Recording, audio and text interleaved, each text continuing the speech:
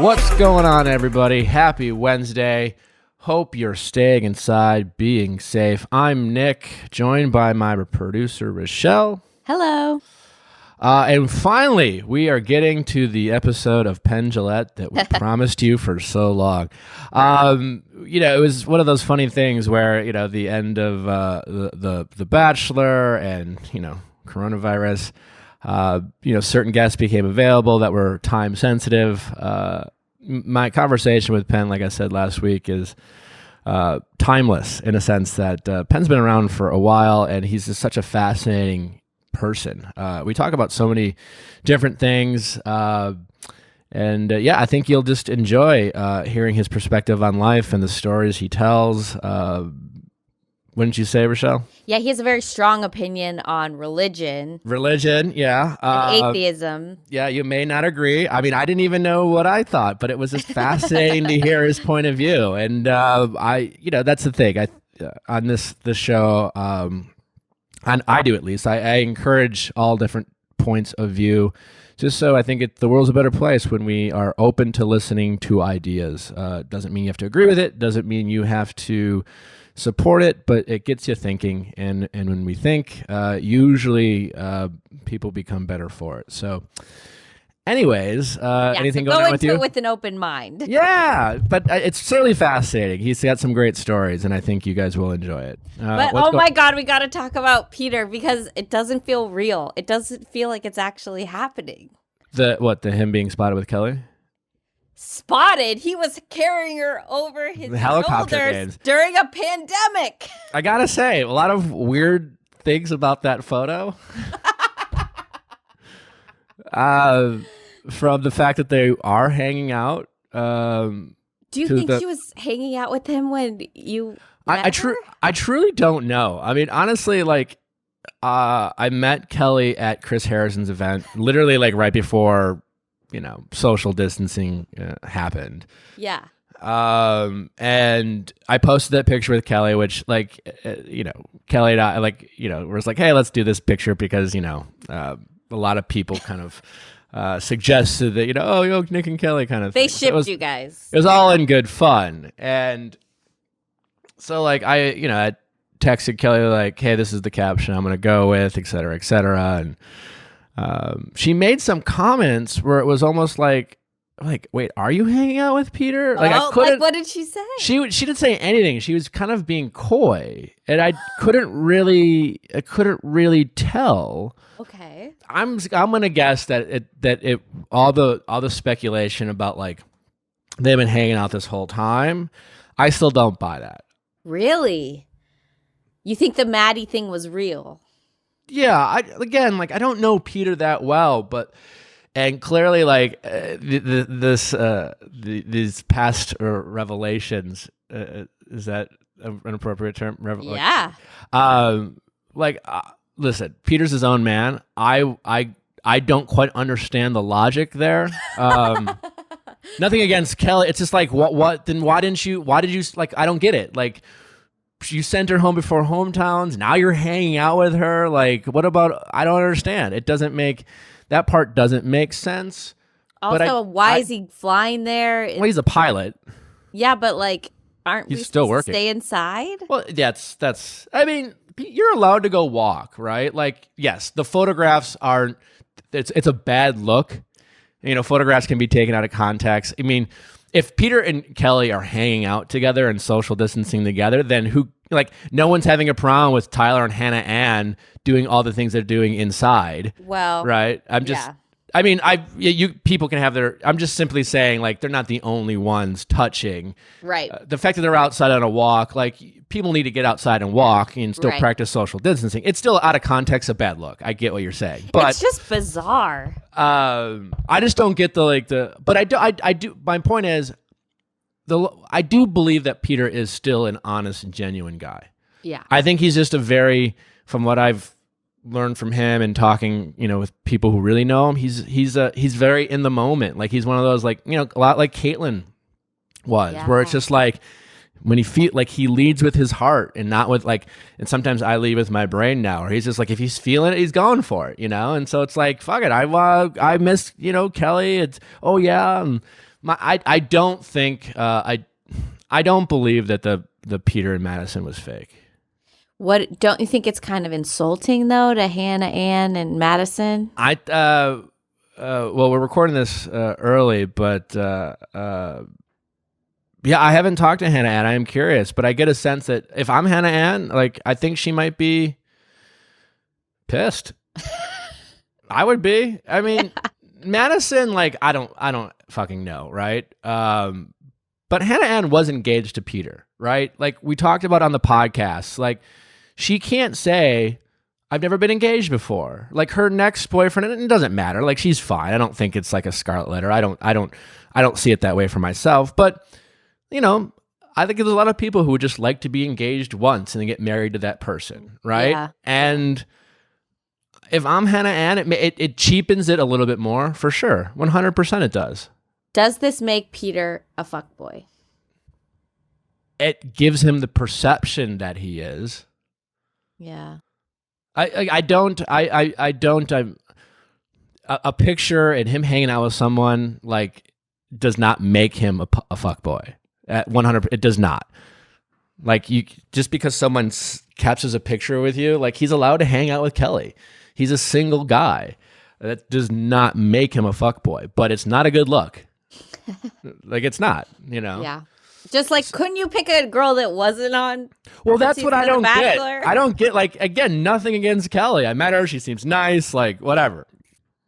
But, like, if you're just bored, that's what I'm saying. Like, well, it's like there's two scenarios. He's either, like, in love with her. Like, he's got to, like, if I'm, the only reason he should be hanging out with Kelley is if he had this epiphany and he's like, oh my God, I'm totally in love with Kelley. She's my person and I got to make this work. And you know what? I still don't understand it, but good for you. Go for it. Go nuts. Have some babies. Fall in love. If he's just like, well, she's a cool chick and we had fun, then yeah, I don't get that. Like, what's the upside? Like, right. Just go, you know, there's plenty of, you know, nice, good looking girls you can like hang out with, like, but if him and Kelley somehow decided that they want to give this a shot, then good for them. But it just, I doubt its longevity. I don't get it. Like it does certainly put a cherry on top to the season. Oh my God, yeah. In terms of like, you know, I've been very defensive of Peter and I still like him very much, but I mean, it certainly shows that maybe he wasn't quite ready to be the Bachelor. You know, I mean, yeah, he's a little too in the moment. Yeah. But certainly makes for good commentary. Man, we're all just getting entertained from our living rooms. Yeah, well, what are you gonna do? Well, anyways, there's your Bachelor goss for the week. Yeah, how about we get to Penn, and then next week we got Jason Tardik of the Caitlin and Jason duo. We have a really great. I have a lot of fun talking with Jason. It's man, we talk about him and Caitlin's relationship and how we met, and man, we talk about a lot of things. So make sure you check that out next week. But anyways, really hope you enjoyed this episode. I know I enjoyed the conversation with Penn. He is a legend, one of the longest running act in Vegas, a magician. He's an author, an actor, a writer. He does it all. Fascinating man. So thanks for listening and stay safe. We love you all. Take care. Well, you guys, you know we love our Grubhub, and we are in some strange times. And to get through these times, we always have to think what we can do for the people around us, our community, and our local restaurants. And together, we can help save the restaurants we love. Every order on Grubhub helps support your local community as restaurants rely on delivery and pickup ordering during these times. Contactless delivery is available. Special promotions will be available daily. Look for neighborhood specials so you can save money and save a restaurant. Your pickup or delivery order can help save a local restaurant during this difficult time. You can also donate your change on every order to support the Grubhub Community Relief Fund to support restaurants and drivers impacted by COVID-19. Just for our listeners, if you download the Grubhub app and enter promo code VIALL, you'll get $10 off $15 or more for new diners. That's promo code VIALL for $10 off any order of $15 or more for new diners. So download the Grubhub app today and use promo code VIALL to enjoy the restaurants you love delivered. Best Fiends. You know what, Rochelle? You know what I've been doing a lot of lately? Playing Best Fiends? Yeah, well, because I'm stuck inside. I'm looking for things to do. I've really been doing very well on Best Fiends. I'm at level 510, baby. Yeah, I'm not quite there. I think I'm at like 420-ish, 430. I don't know. Don't you love the leprechaun themes they have right now? Very, very nice, yes. They always have a new theme. Well, it's, right around St. Patrick's Day time period. Well, I love Moose. He's just a neat little guy. Here's a picture of him. He looks like a moose and like a beetle all at the same time, which I like. I like that. It makes my favorite slug is Howie. I'll show you guys Howie. This is Howie. So cute. Yeah, Moose is a little bit more of an enforcer. I don't know. Best Fiends has thousands of levels already with new levels, events, and characters added every month. It's hours of fun right at your fingertips. And you can even play offline. With over 100 million downloads and tons of 5-star reviews, Best Fiends is a must-play. Download Best Fiends free on Apple App Store and Google Play. That's friends without the R. Best Fiends. Penn Jillette, thanks for coming. Thanks for having me on your big program here. I'm really excited. I've always been a big fan of you. Thank you. I'm trying not to be intimidated, and I'm trying to There's hold my no own. reason to be intimidated. I have no weapons. Oh, that's good. I've always been a fan of you ever since I watched Penn and Teller Bullshit. Well, thank you. I knew obviously of you, and you've been around forever, killing it in Vegas. But when I first watched Penn and Teller's Bullshit, it was probably the first time I was in my early 20s at the time, and it was like probably the first. It was the show that really started making me think from alternative points of view. And I grew up in a very traditional Catholic household. I have 10 siblings. 10? Yeah. What position are you? I'm number 2. I'm the second oldest. Yeah. So we're not out in the area where psychologists don't even bother. Like if you were 9th of a 10th family, they say, what is a 9th child like? They go, we don't know. There's like 3 of them. Yeah. There's probably something there. Yeah.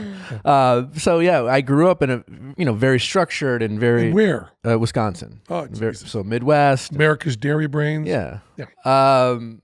And I think I've always had it in my, my personality to play devil's advocate, to ask questions. But when you grow up in a very kind of structured environment. What did your parents do? My mom stayed home and made kids and raised us. And my dad worked for, he still does, works for a printing company, very blue collar. Mm-hmm.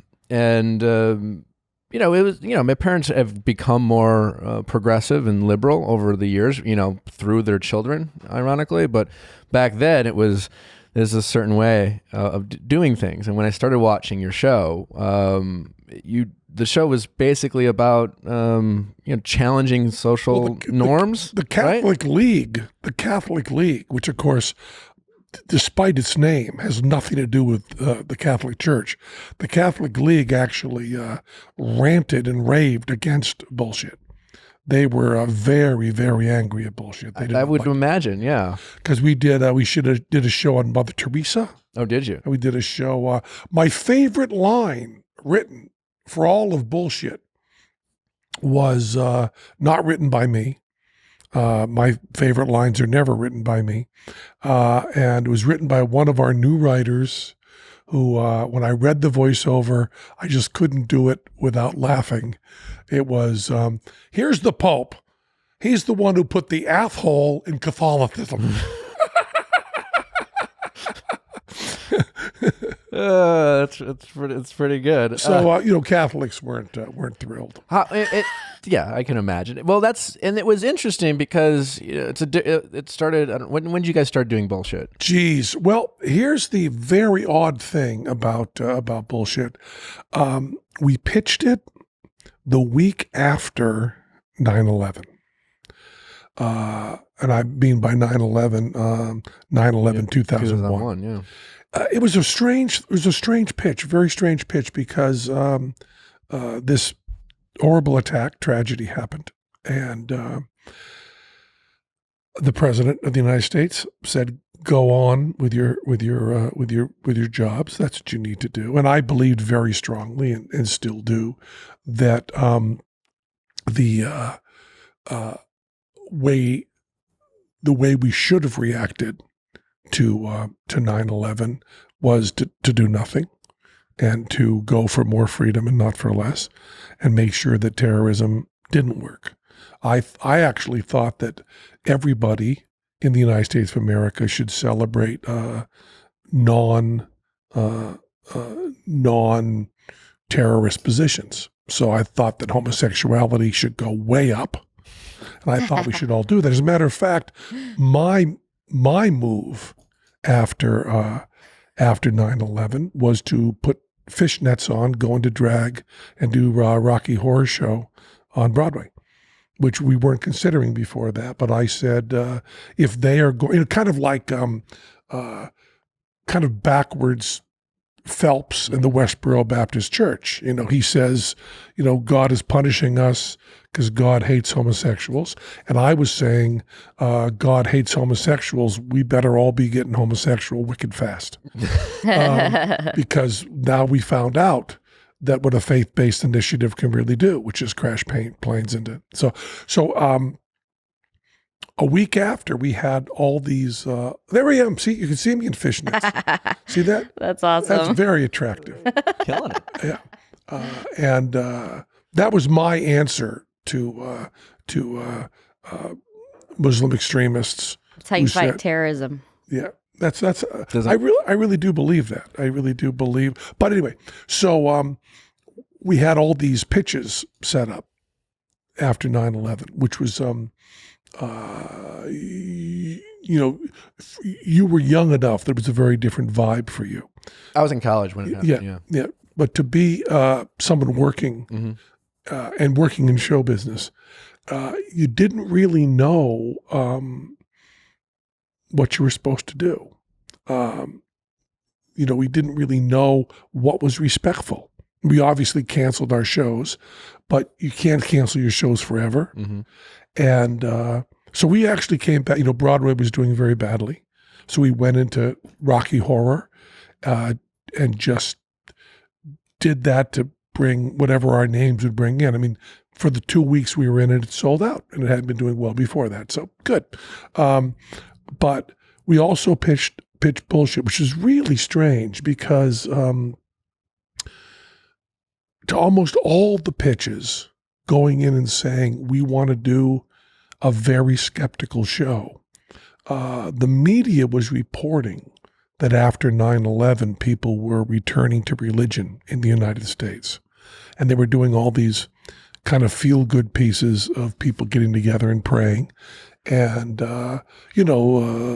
President was speaking about how, Bush was speaking about how religion was a cause for peace and love. And we had to, Muslims believed in love and Christians believed in love. We should all have faith together. Well, in reality, now that we look back at the actual numbers, there was a huge jump in people admitting atheism during that time. Many, many people said, oh, this is what religion does? Okay, we're out. I don't think that any atheists were created from 9/11, but I believe a great deal of people who had been slightly closeted just said, fuck it, we have to tell the truth now. For me, I decided that even though I was a very outspoken and aggressive atheist, I had decided that I had to ramp it up another level.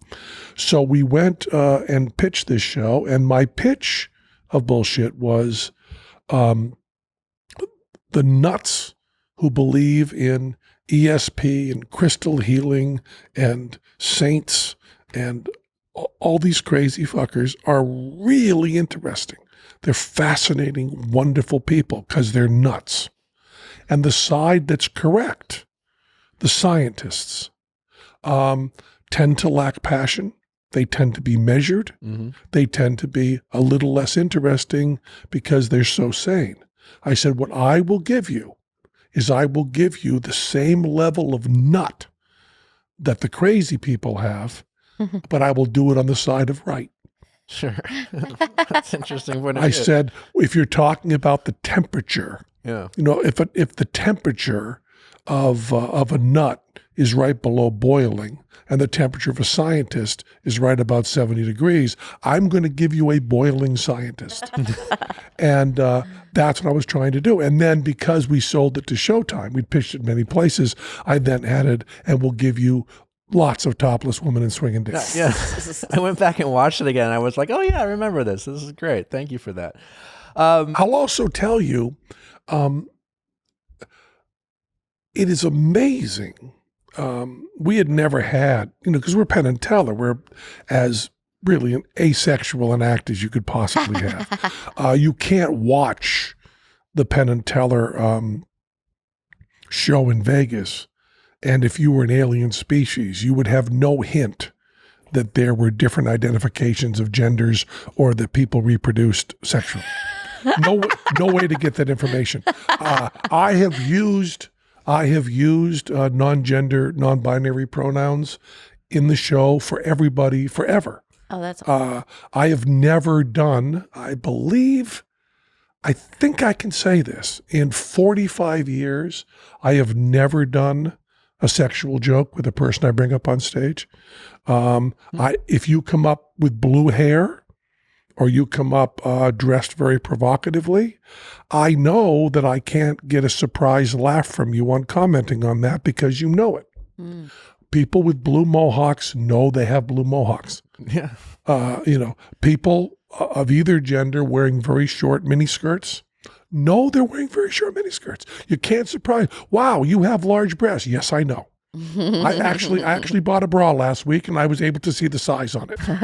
I have a mirror I walk by, not in my home because we're sitting Shiva, but I walk by a mirror, and, so there's nothing sexual there. But when we did bullshit, because we were doing obscenity, we decided that we would throw in completely gratuitous sex. And I thought that would be fun. I thought bringing in people to be nude on this, which I want to also add, Teller and I were both nude. We both appeared nude because I believe if you have not performed naked, you are not in show business. Yes. I believe that anybody that balks even for a moment at taking their clothes off in a performance shouldn't be in show business. It's like saying, I'm a plumber, but I can't stand to get my hands wet. Okay, you picked the wrong job. That's all. You picked the wrong job. You're going to be a sand sculpture now. Do something else. And I would write in things with not the purest of heart. I would write in, Penn is doing the monologue and around him are 5 naked people. They're standing all around him. And I would say, this will be great because I'll be on the set with 5 naked people. And then I would have 5 people in robes. And then I would look up, I would write these monologues for myself that were pages and pages of hard words that went by really fast and had to be on teleprompter.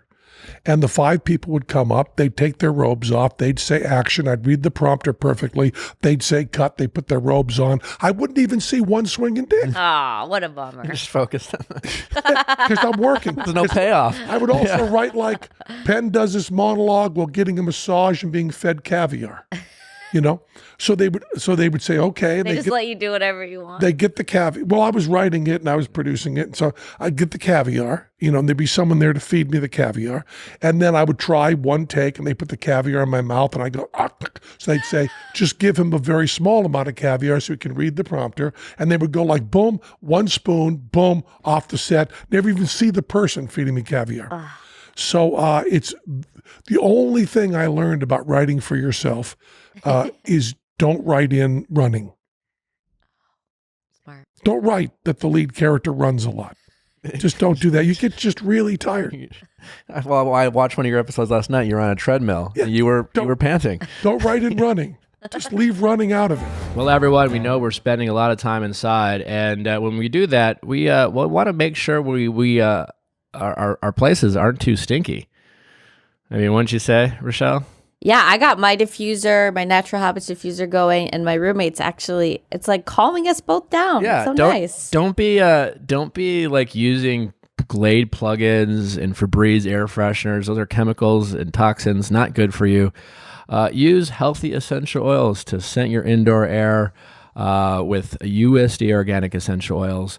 They have very calming effects. They really help you sleep. Our center is great for headaches. We got a lot of customers who swear by using center and helping stop getting their headaches and help reduce them when they get them.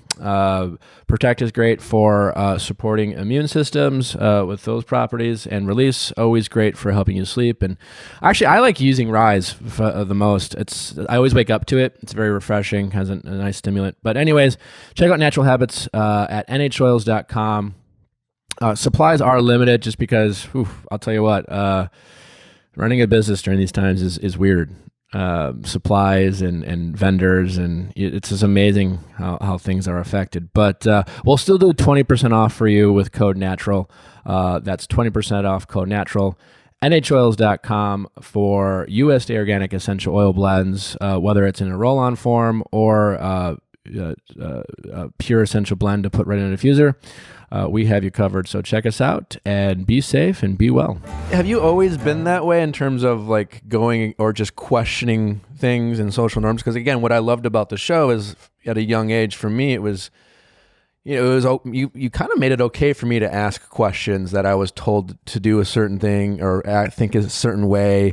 And then when you presented it on Bullshit, you did a great job of articulating points of view or bringing on I love, one of my favorite parts about the show is you always find some kind of nutty person who believes, I think yesterday, the anger management episode, the guy who played the piano and I forgot his name, but he was playing the piano and that was somehow going to make people less angry, the venting person. Yeah.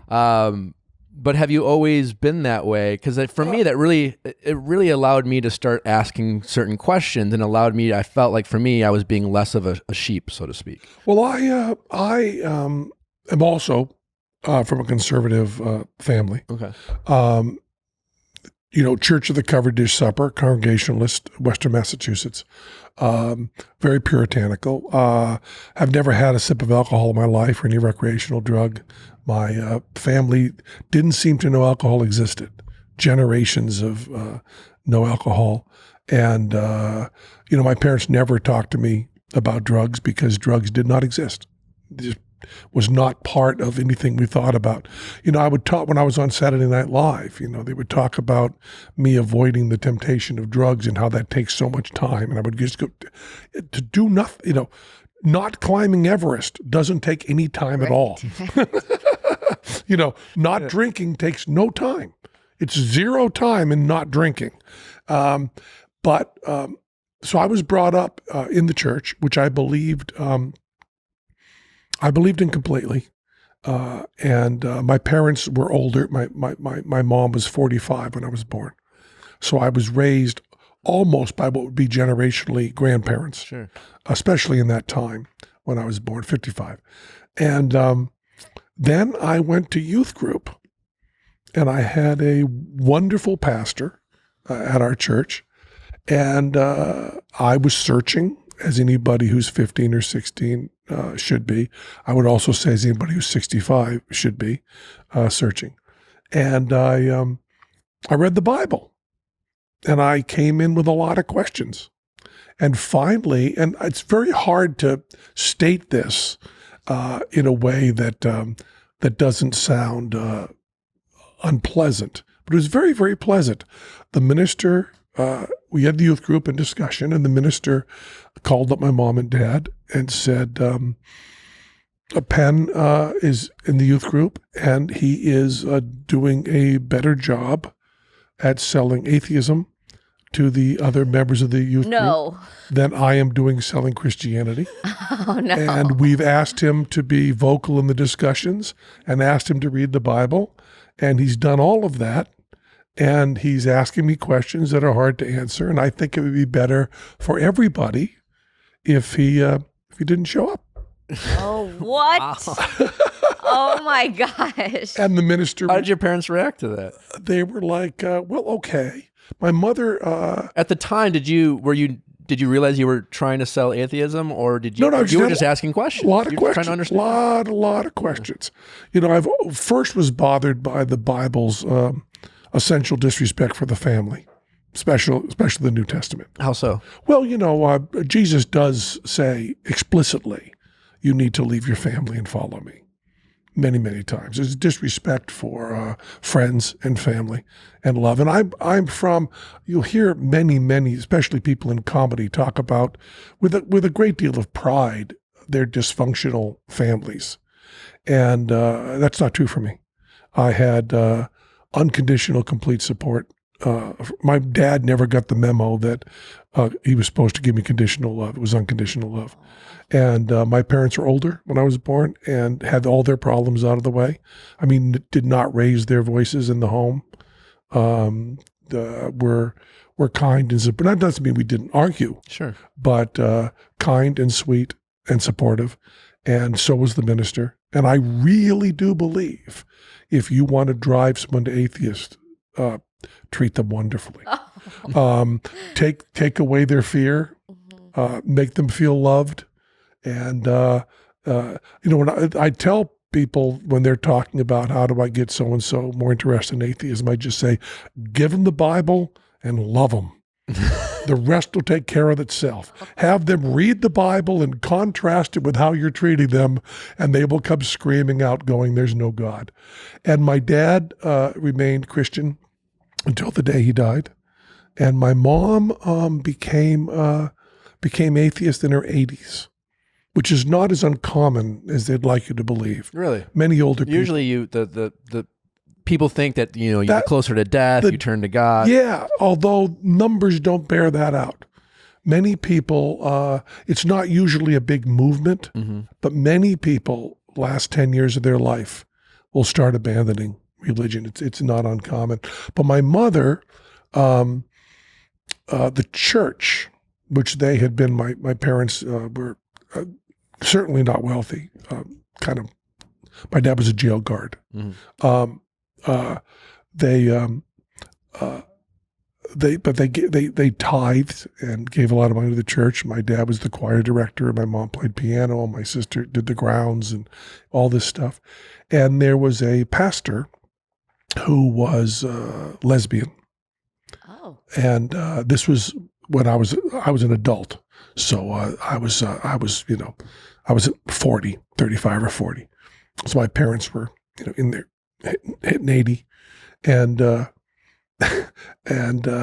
old men of the church had decided she was going to vote for the church to be inclusive for what would at then time be called gay and lesbian. And there was not the, you know, LBT. And my mother said, what business is that of yours? If, you know, we should affirm everybody. And they said, well, the minister's a lesbian and we don't want her, the minister.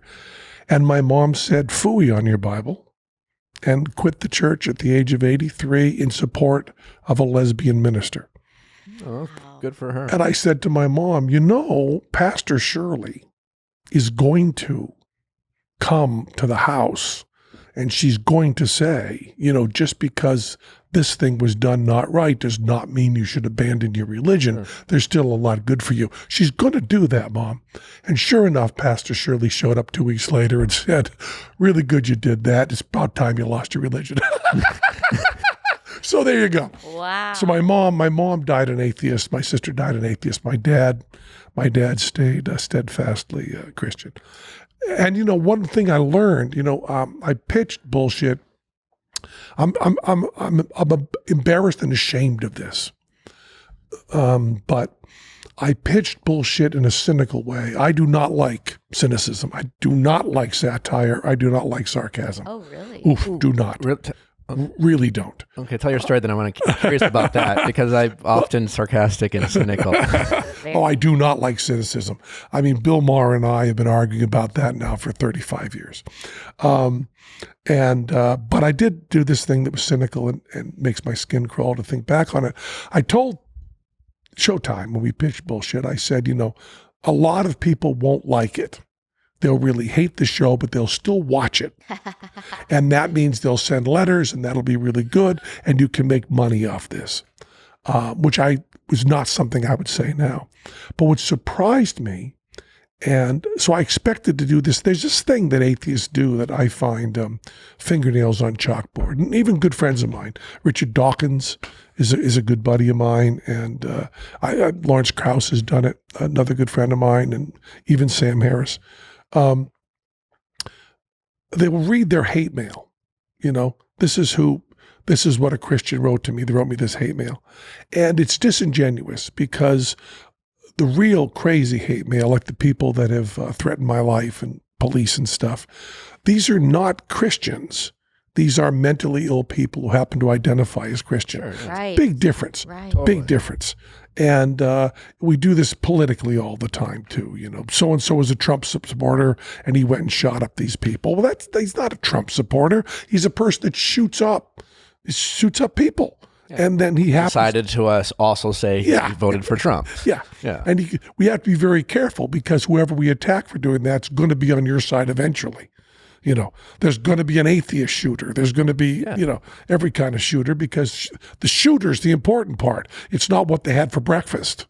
And I was, boy, did I get shut the fuck up the first season of Bullshit because our letters were predominantly from Christians.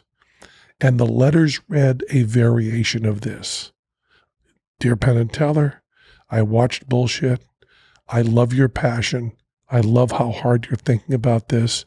You're really funny. You do a good job on the show.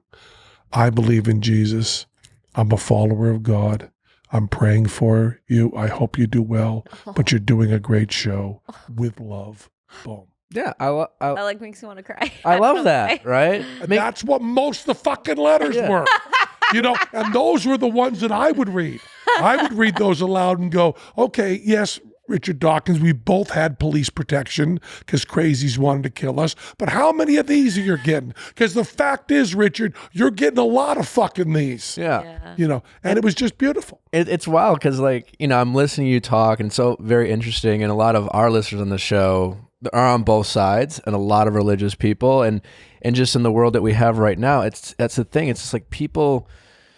Now more than ever, I think people are shutting off their brains to what they're afraid to see the other side. They're afraid to question if you don't agree with it because you can be if you are Christian, you can just disagree and ask questions.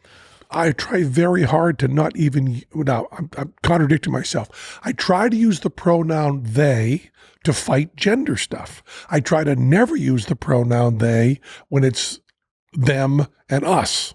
I don't want to ever use it that way. Yeah. I've tried to formulate sentences that are so hard to say, but so good for you, so good for your heart. I try to say not those people who voted for Trump, but I try to say those of us who voted for Trump. Oh. And when you say that, everybody bristles around you, but the people who voted for Trump are us.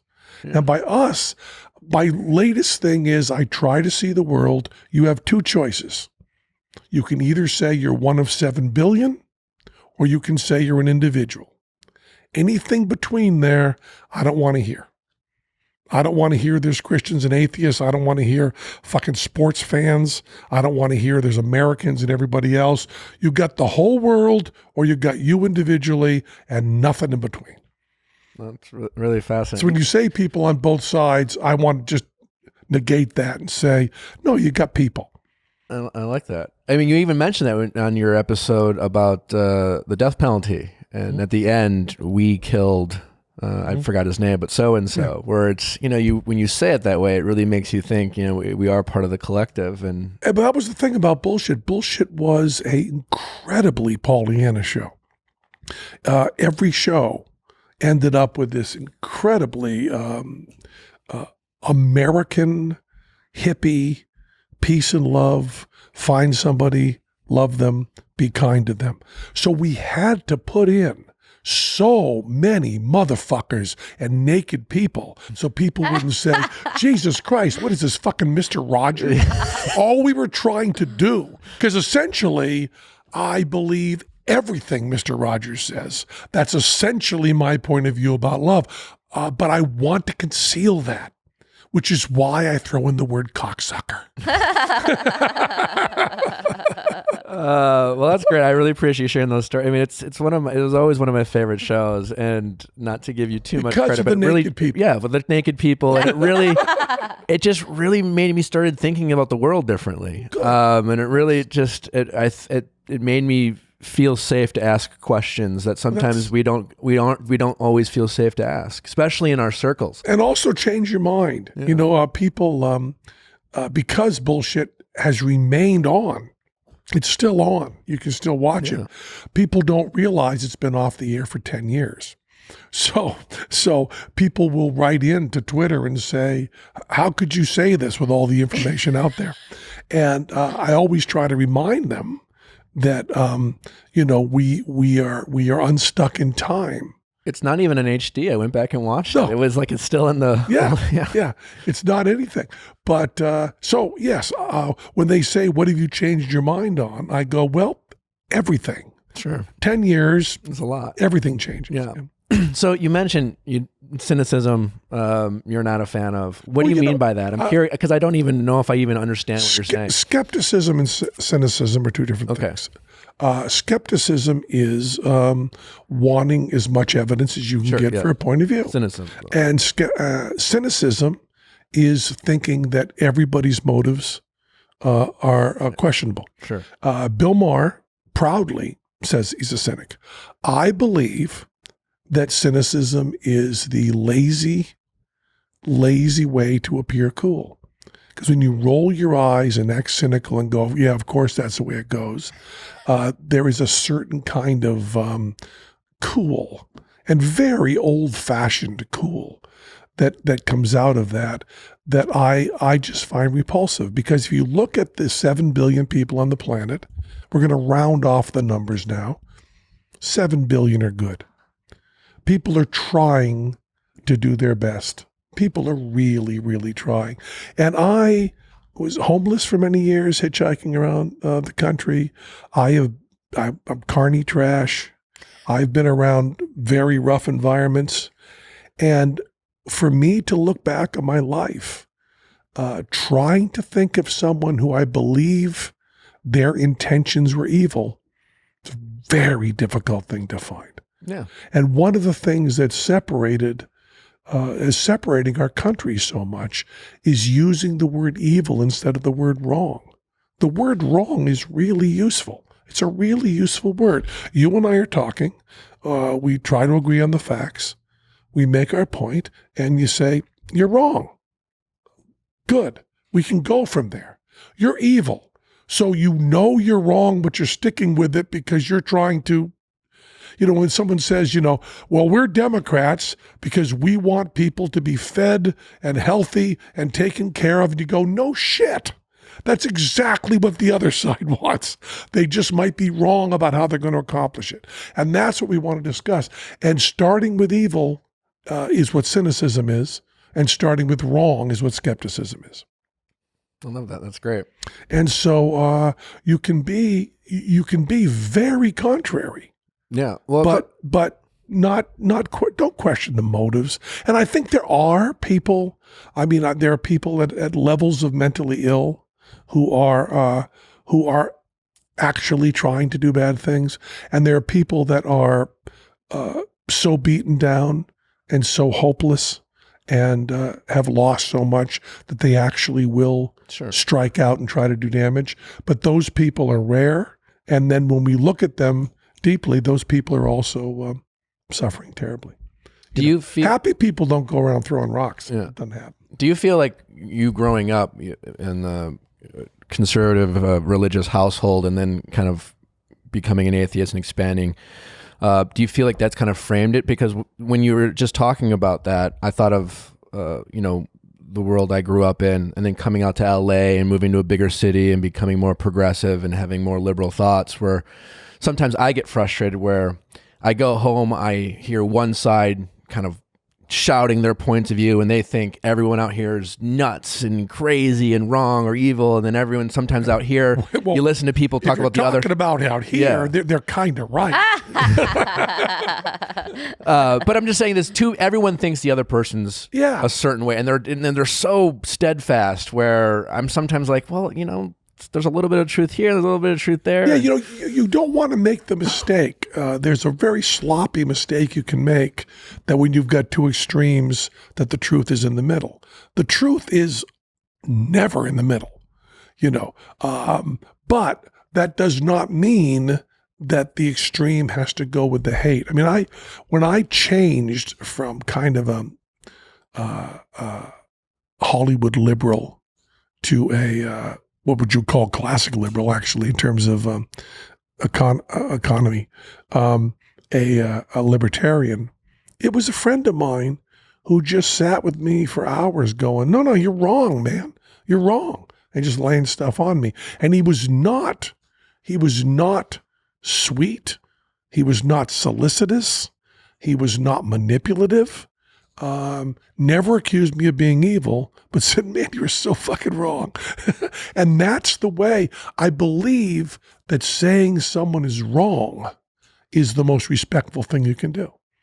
It allows you to find out, because then when you're saying they're wrong, included in that wrong is that we can agree on a reality where we can discuss and learn. And that we can agree on a reality that we can discuss and learn is all I want out of anybody. It's all I want out of me.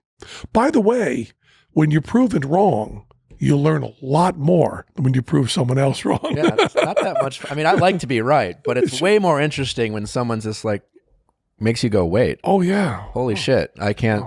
What the fuck? David Bowie doesn't sing the end of Young Americans. That's Luther Vandross. God damn, I didn't know that. That's so interesting. What do you feel about like cynicism in like romance and relationship areas? Well, I have.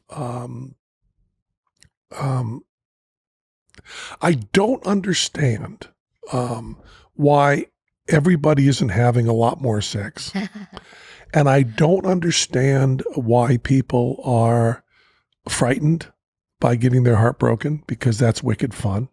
I totally agree. And that's where the excitement is. And I mentioned earlier, I'm very interested in people who, as Bob Dylan said, to live outside the law, you must be honest. I'm fascinated, not only titillated, which I also am, but fascinated by people who take stuff to the fringe, which is why I mentioned club baths in San Francisco. Those words mean nothing anymore to me, but I identified as straight. And I was living in San Francisco, and it was 1981. And we were doing a show there, Teller and I. And the staff of the theater was gay, identified as gay. There's the verb to be in there just fucks me up so much. I don't want you to ever say I am gay. I want you to say, I had gay sex last night. I understand that. And the only question I want to know about anybody about sex is, do you want to have sex with me?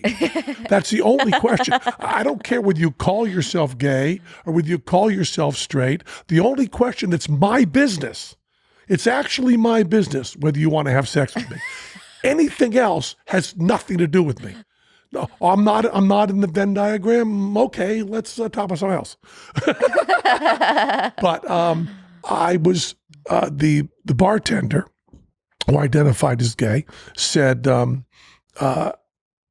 hard it was to live in a straight world, and he said this is really tough, because we have to see heterosexual couples making out and holding hands, and you would not be comfortable if people were, if guys were kissing and holding hands around you. And I said, well, I certainly would be. And then he said, I don't see you going to the club baths. Now, club baths, which you can't even remember or imagine now, but in the days before AIDS, before the AIDS epidemic, sure. I mean, it was already still in the HIV existed, but before it was an epidemic, which is mid 80s or so. They were the club baths, and the club baths were a bathhouse that men went to and had predominantly anonymous, completely hedonistic sex.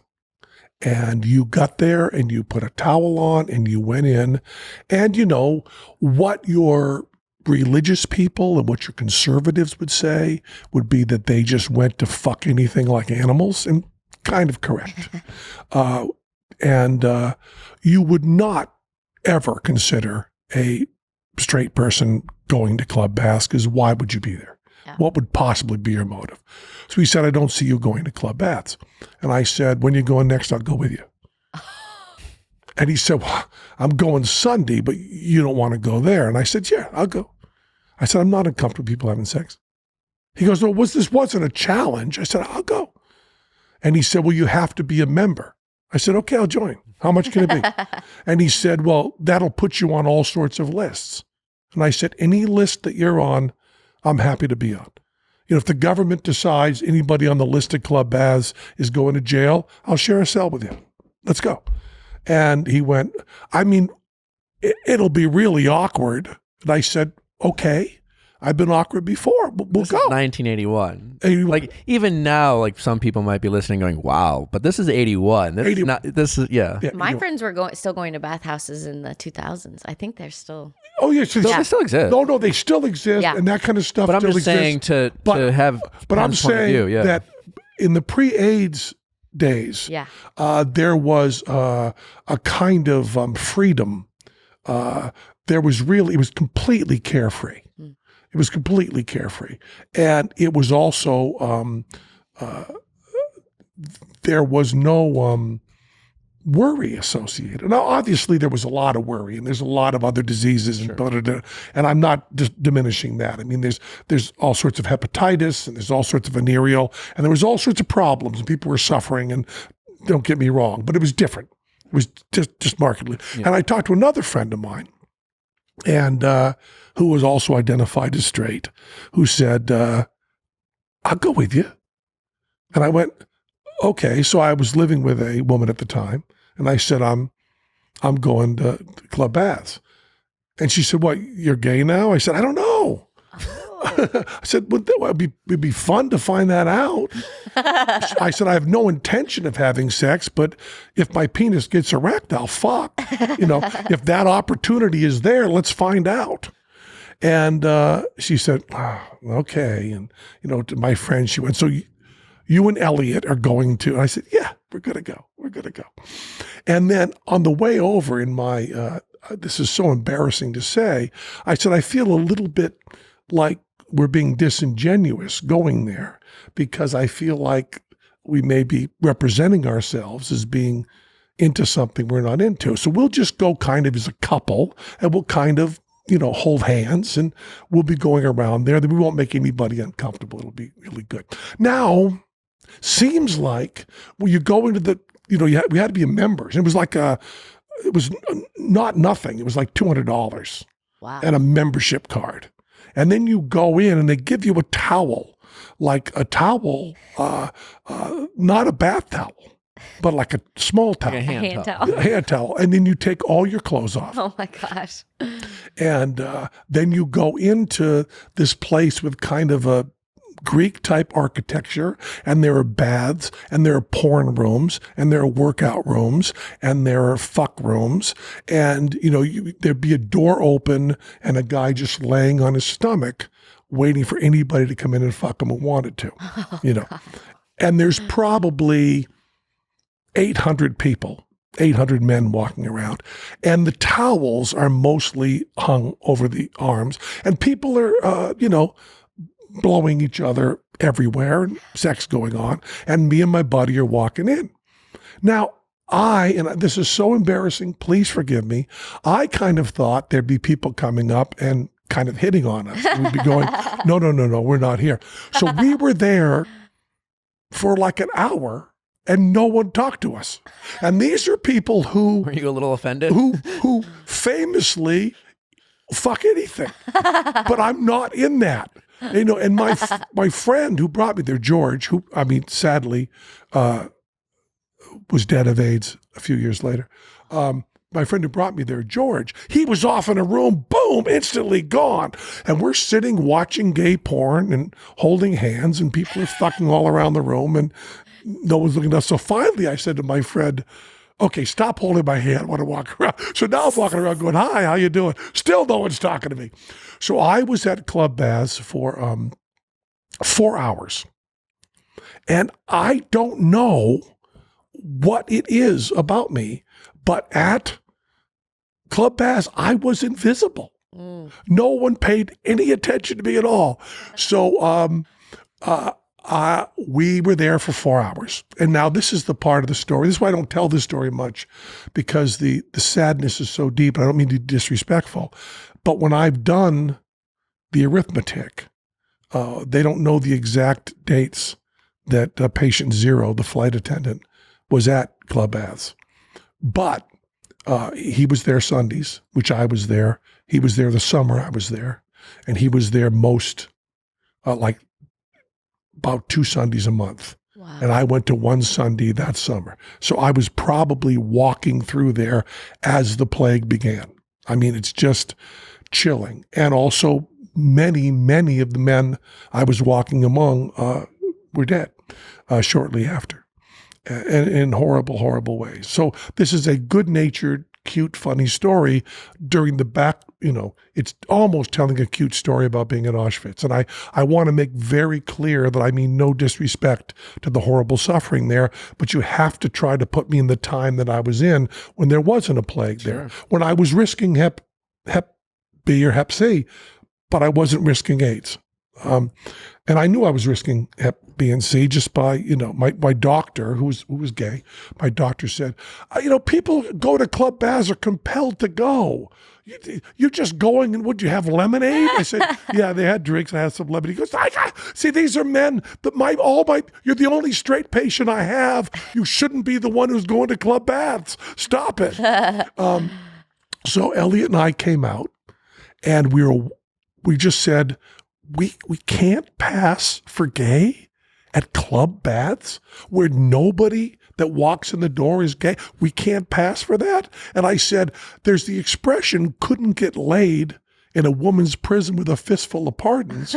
We just couldn't get laid at Club Baths. We couldn't get laid at Club Baths. And we were walking, it was about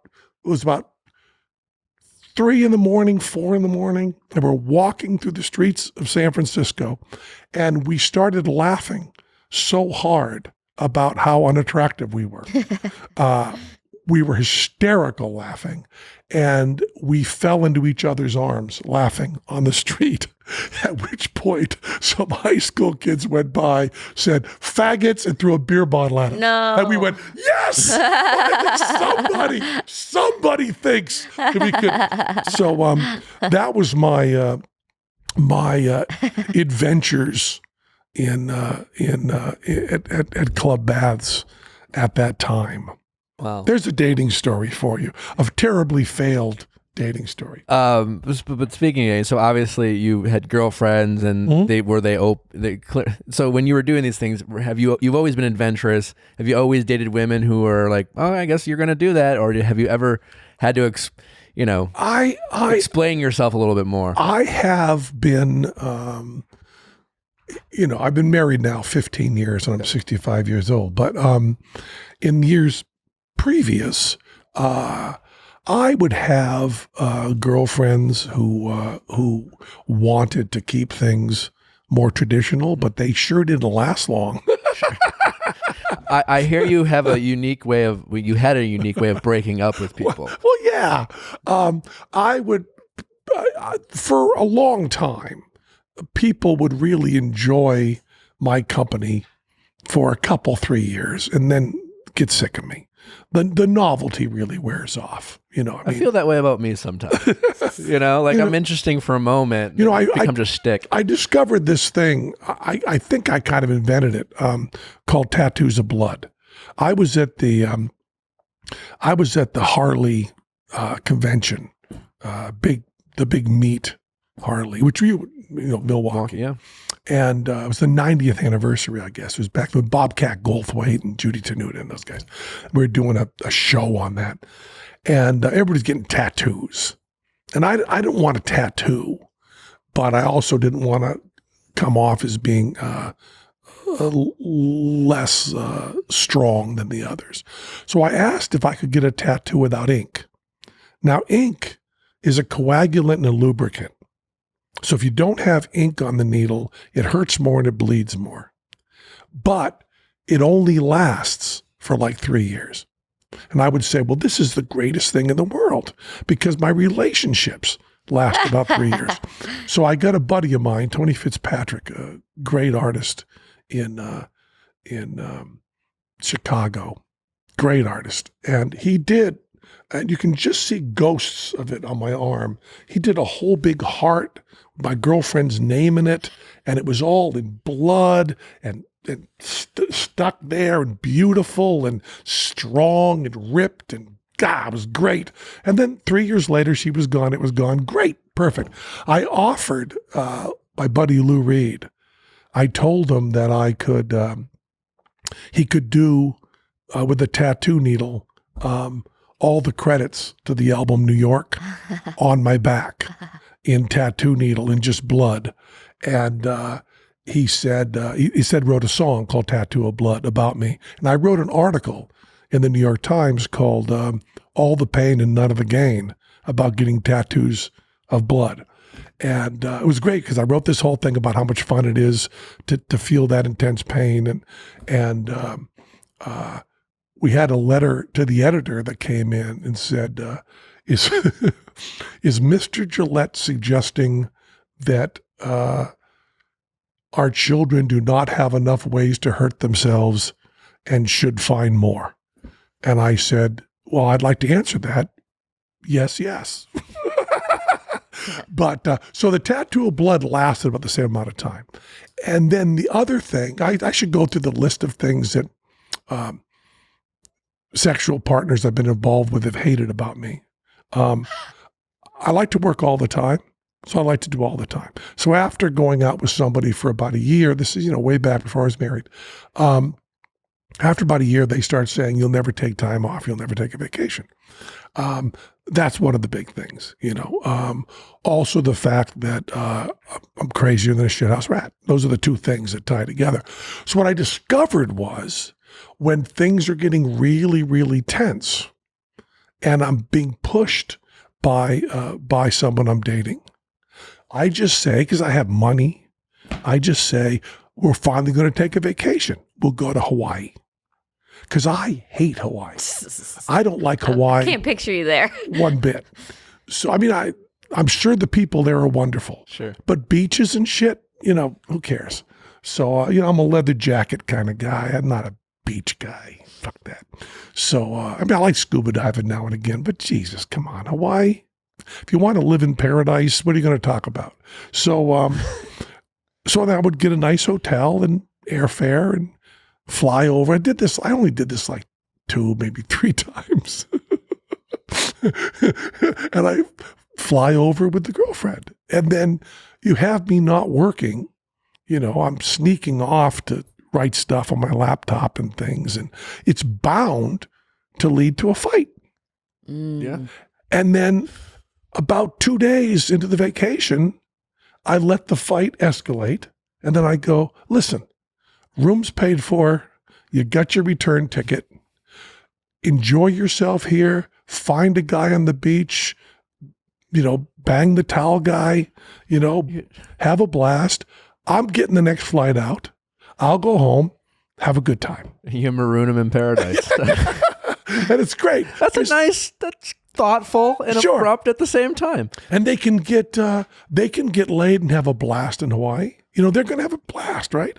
Romance can start there. What could be better? Everything's paid for. They're all done. And then back in New York City, back in Times Square, back at my computer. Everybody's happy. So I suggest that breakups should be done on vacation and planned that way. Because, the first couple nights you get in, the sex is great and it's nice. You can walk on the beach, and about 48 hours is all you want in Hawaii.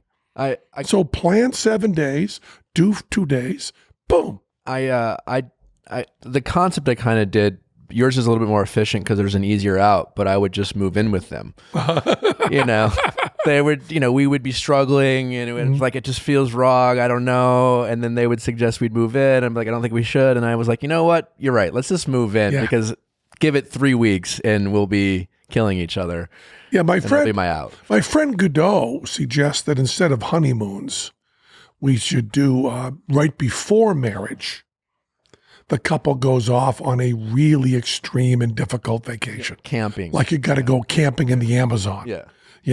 And then if you make it through there, then you do the wedding plans.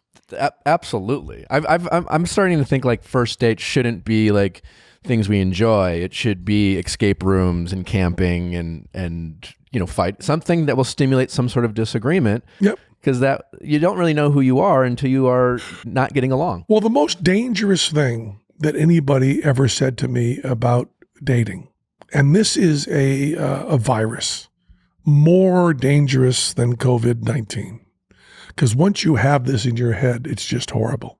Friend of mine said, and luckily he said this late enough in my dating career that it didn't destroy my life. But if you're listening and you're young, you can listen to this and this will destroy your life.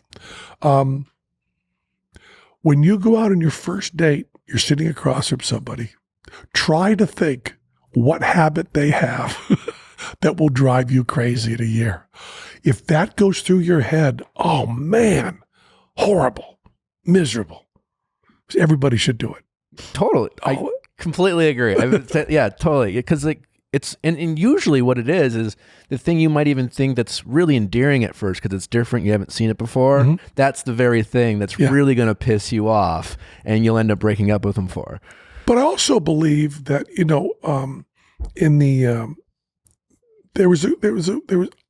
I am nuts about consent. And consent with me is not even political or humanitarian. Consent to me is a kink. Nothing turns me on more than consent.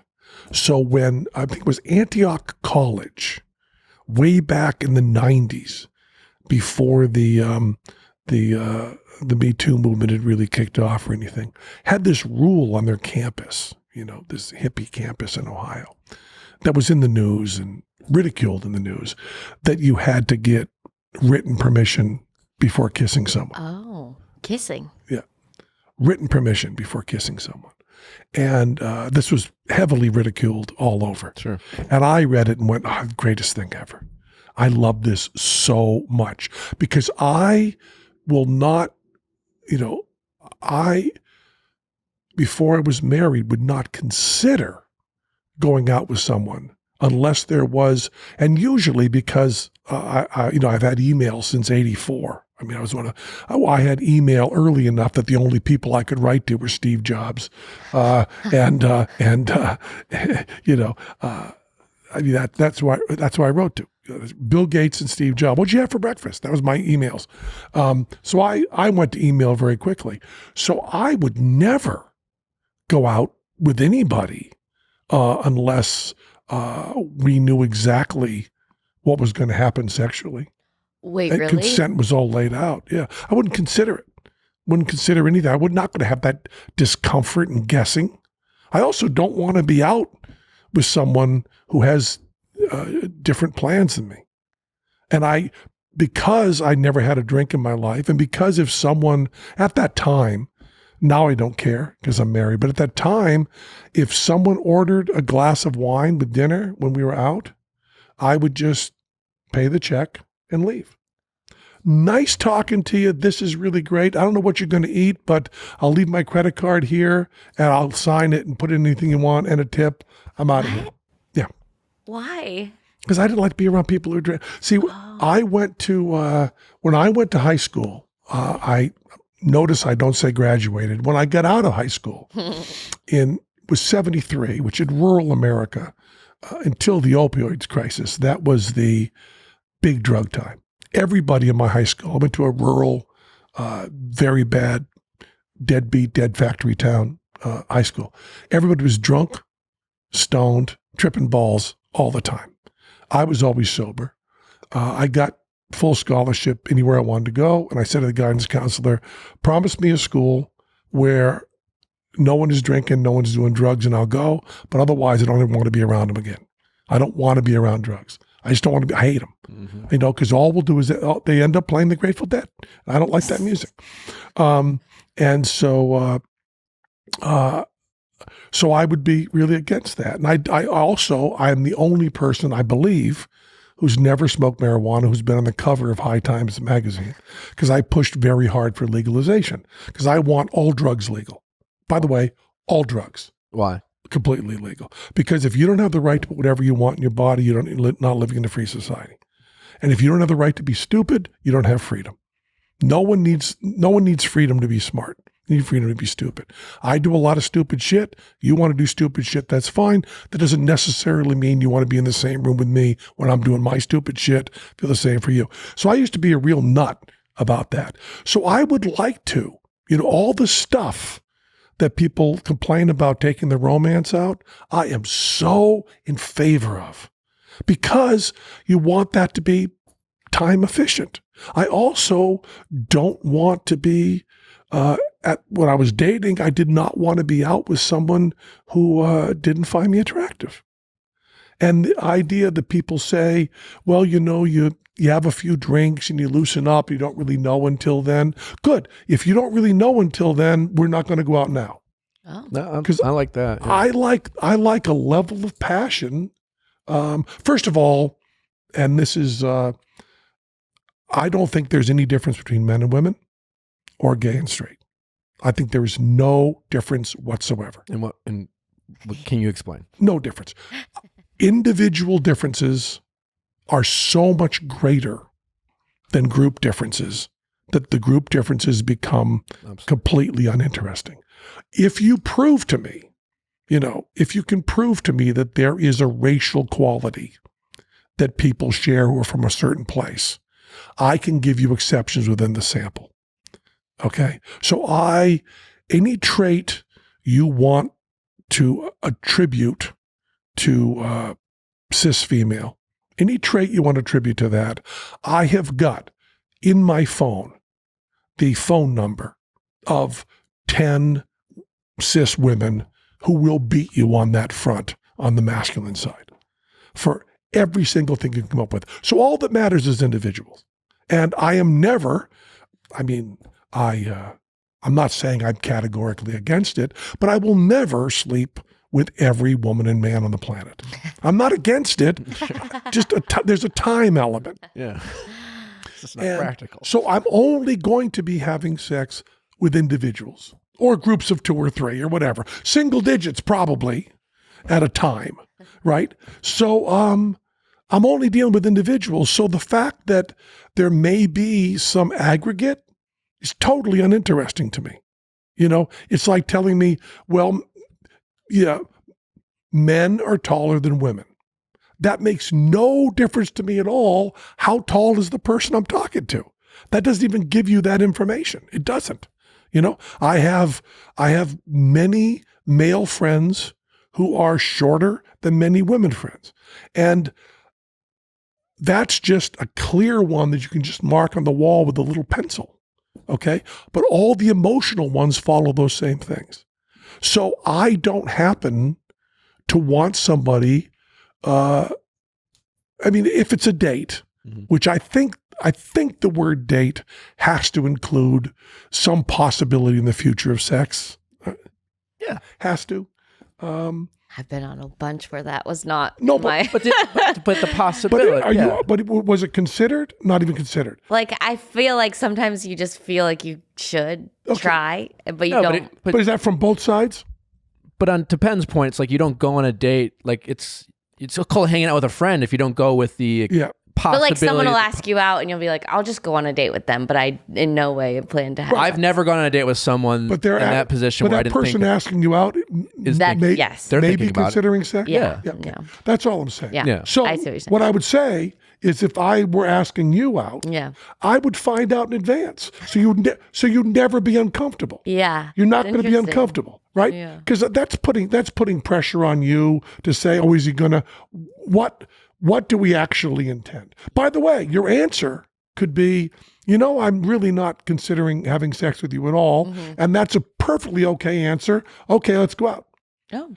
That's a perfectly okay answer. That's so great. Wow. We should all do that. But then also, oh, by the way, this is incredibly important to add, because this may be the most important part.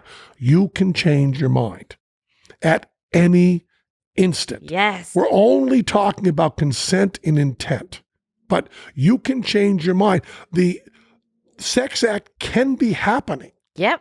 You can be in the middle of the sex act to stop. And you can say, I'm not comfortable with this. And then it's just, do you use Uber or Lyft? Those are the only two questions that are asked at that point. There's only one question.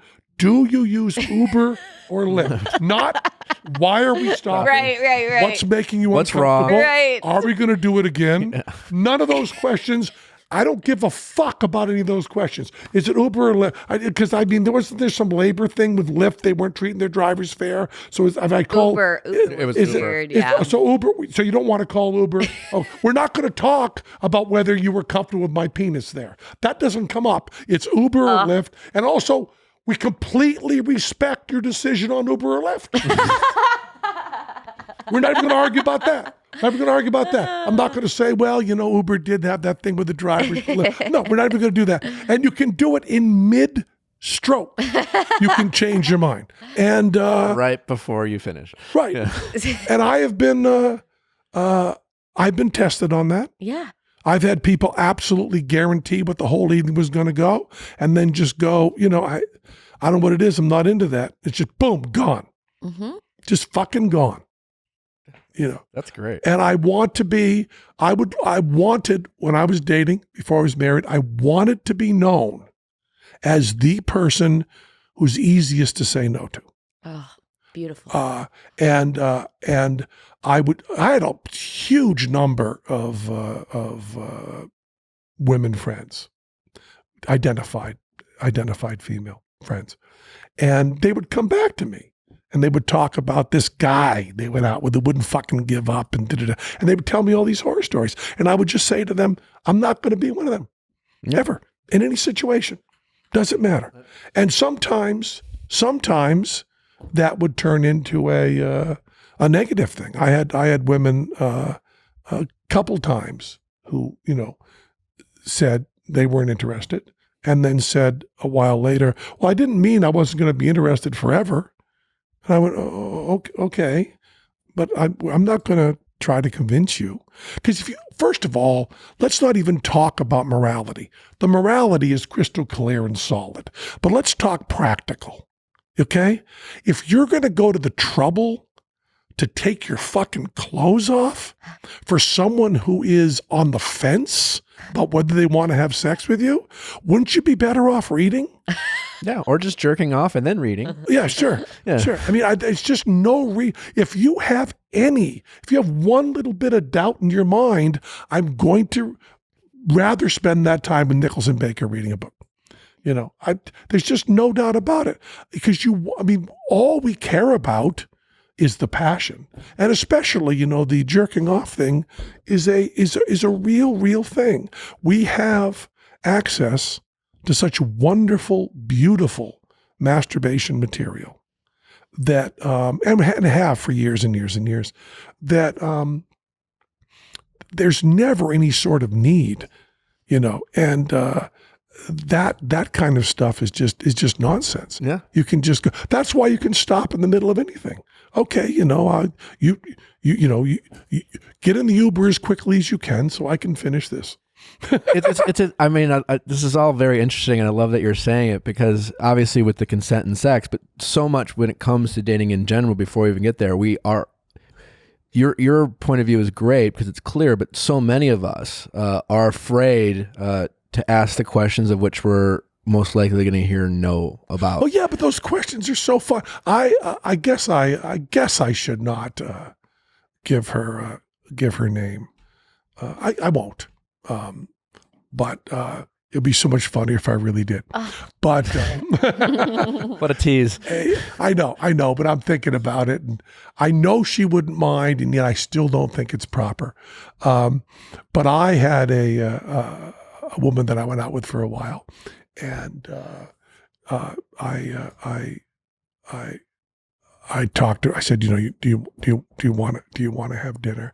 And she said, yeah, I want to have dinner with you, but I would rather if we met for sex first and then had sex and then went to dinner, because dessert before the meal. Yeah. If we have sex and we like it, then we want to have as much time together to fuck as we can possibly get. And if I don't like it, I'm certainly not going to waste time having fucking dinner with you. It makes so you much. are a great conversationalist, though. And I went, good. Great. You agreed? I agreed very quickly. Very good deal. And that's the way she ran her whole life. Very efficiently. Very, very, very efficiently. That's common in the gay community, actually, to meet up for sex first and then go on a date. Sure. It's also, especially with the new way I eat, if I were dating now, that would be definitely, because I don't like to do anything after I eat. I like to do everything hungry. I mean, when I was on Jeopardy, who won? Oh, it was me. I won. I made sure I hadn't eaten the whole day before. Because if I'm going to do something that requires my focus, I want to have at least 24 hours without eating. I want to be there. And 24 hours? Oh, sure. Don't you fast for like 23 hours a day now? Yeah. And what? I want to be dead on focused to do stuff. Is he going to look up Jeopardy? Yeah. You better look up Jeopardy. Yeah. Yeah, there I am winning fucking Jeopardy. Wow. And that's one hungry motherfucker right there. And everybody else was eating scrambled eggs and bagel and shit backstage. Yeah, you look lean. They are going to lose. I also, when you get yelled at for Jeopardy, let me tell you a little bit about Jeopardy. First of all, they had, because I was on, one of the categories was bull blank, 1, 2, 3, T, So they blanked out. And I said, I'll take bullshit for 200. And my wife was there, and she said to the producer, she said, he just said shit on Jeopardy. What do you do on Jeopardy? Do you blip it, or do you just cut it out? And the producer said, we don't know. No one's ever sworn on Jeopardy before. Ever. Never came up. I also, they don't have a rule that says you have to stay behind the lectern. But when you wander away from the lectern and just walk around the set and walk over to Alec and stuff, they get very uncomfortable. I'm sure they go nuts. Because everybody stays behind that lectern. But there's no rule on it.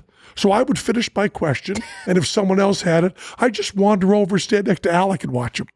So there may have been some fucking with them, psychological warfare going on. Wow. So anyway, this all ties in with, if we were going to have sex, I'd rather be hungry, and then we'll go out to a vegan place and stuff ourselves afterwards and chitter-chat. Also, we can chitter-chat better. We don't have the subtext of how long are we going to be chitter-chattering before we get to fun. So I think that all that consent stuff, what bothers me about the consent stuff is that it's always laid out as a necessary thing you have to do in order to be a good person. It's not laid out as, wow, wouldn't this be fun? Yeah. Let's just lay out what you're into. How great would that be? Just give me a checklist. What could be more fun than that? Oh, good. We're going to try that. Great. Yeah. You know, and it's really hard, you know, with that kind of checklist. It's like, Jesus, it's hard to think of something that I wouldn't be okay with on that list. You know, very hard to see that list of stuff that you just go, nope, nah, not going to come up. So all those rules of consent, I think they're sold so angrily. And they could be sold so pleasantly. Now, I know I am not in any way discounting the horrible suffering and date rape and all of how terrible that is. I'm not discounting that. I'm just saying you can have all of that protected and at the same time make the solution fun, you know.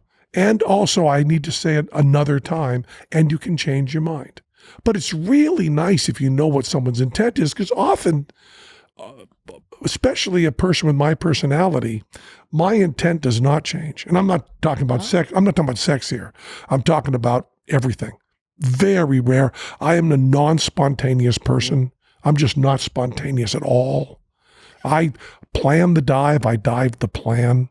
Wow. You know, if I say I'm going to do something, chances are I'm going to do it. Yeah. But that's so true. Upfront expectations, you're definitely drastically reducing the chances of getting yourself in situations where we're playing this game of confusion and trying to figure out each other. And also trying to plausible deniability. Sure. Yeah. You know, that idea of, well, you gave me the signal that you might be into, we don't. You invited me up, or, you know, it's just like, you know, all these kind of, we reduce the gray. And you can check every 2 minutes, every step, everything. Still cool? Still okay? Still all right?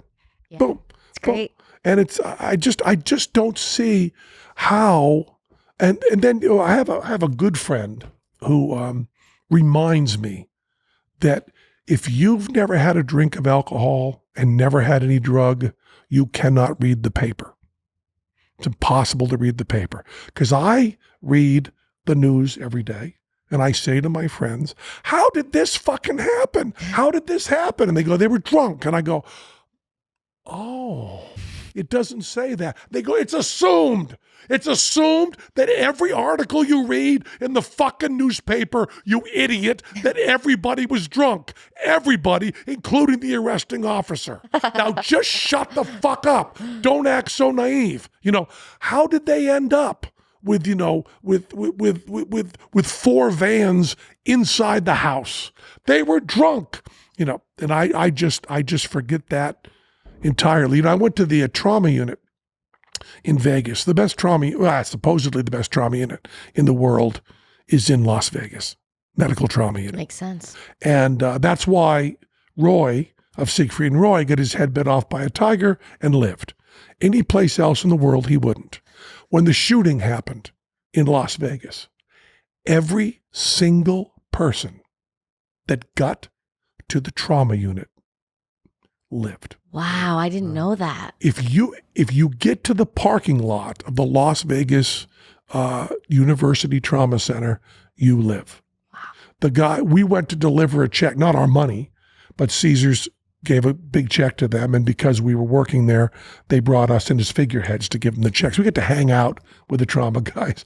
And the trauma guy said, you know, the other night, a guy got shot 3 times in our parking lot, and the docs just came out with me and went, oh, come on, too fucking easy. Give us a challenge. You're getting shot in the parking lot? We could have lunch first and then go save you. He said, you bring a piece of shit in our front door, we'll keep it alive. But I said to the guy, and I was baiting him. I was leading the witness. I was being unfair. I said, what percentage of trauma cases coming in here are drug and alcohol related? He said 100%. I said, it can't be 100%. He said, it is. I said, well, you must have traffic accidents. He said, yeah, and one of the people is drunk. Yeah. And I said, well, barbecue accidents. He goes, always drunk. I go, swimming accidents. He goes, drunk. He says, if you are sober, if you and your family do not do drugs, we never see you. I mean, it makes sense. It's amazing. So a lot of people cannot imagine being involved, especially with a new person sexually, without some sort of alcohol or drugs to grease the wheels as they go. Once I've eliminated that from my life, it seems the other stuff kind of falls into place, because then you're going to be able to talk about that. If you need alcohol to loosen up, to talk about sex, then that consent thing is going to make you very uncomfortable on both sides. Yeah. And the consent is not a promise, but it's just. I like that's really good. What is your intent? Yeah. I would also say, I have, when people are worried about disease and pregnancy and all that kind of stuff, I always tell them, just do kinky stuff. So fucking safe. Penn and Teller bullshit. It's more hygienic to rub butts and jerk each other off than to kiss and shake hands. Yeah. Well, yeah. If you're talking about shaking hands, you are much better giving hand jobs than shaking hands. There's no doubt about it. And really, you can blow things you find dead on subways, and you're better off than shaking hands with Elizabeth Warren. Oh my God. Oh my God. If you're shaking hands with Elizabeth Warren or Bernie Sanders, you are taking your life in your hands. You want to put your hands in boiling water after that. Because, Teller and I, we have always, this is unusual for people. We meet anyone after the show that wants to meet us. There's a meet and greet for every single person. In Vegas, if you want to meet incredible. David Copperfield, you paid $500 extra or something. But we just stand around for free. And for any length of time, anybody, any question. And all the other entertainers only sign merchandise they sell. We'll sign anything. We've only signed a couple penises, a lot of breasts. We will sign any piece of paper. I will sign Bibles. I will sign anything. I will take a picture doing anything with anybody, anytime. But Teller and I do not, under any circumstances, touch our faces. We will not get our hands near our faces. We will not get our hands near anyone else's faces.